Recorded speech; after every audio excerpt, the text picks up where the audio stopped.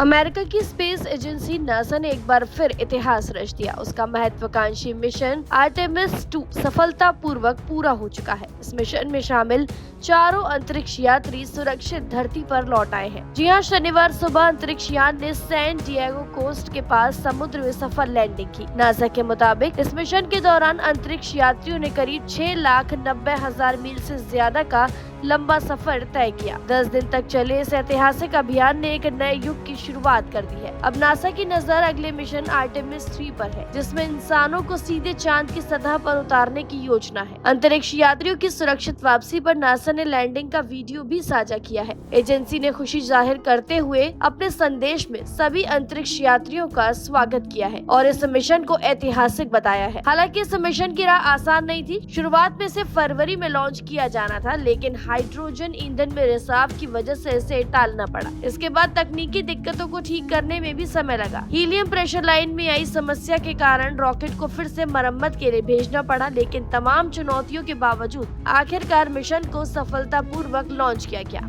इस मिशन की सबसे खास बात ये रही कि ये पुरानी अपोलो प्रोग्राम से अलग और ज्यादा विविधता वाला था। जहां अपोलो मिशनों में सिर्फ पुरुष अंतरिक्ष यात्री शामिल थे, वहीं इस बार दल में एक महिला, एक अश्वेत अंतरिक्ष यात्री और एक अंतर्राष्ट्रीय सदस्य भी शामिल था। मिशन की कमांडर रीड वाइजमैन के हाथों में थी। उसके साथ पायलट विक्टर ग्लोवर और मिशन विशेषज्ञ क्रिस्टियाना कोच और कनाडा के जेरमी हंसन शामिल थे।